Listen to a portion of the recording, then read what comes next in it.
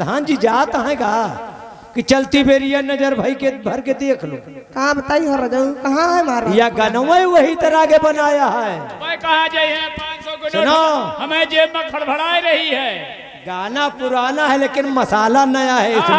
मसाला नया है। मसाला नया है इसीलिए तो लोग सुनते हैं।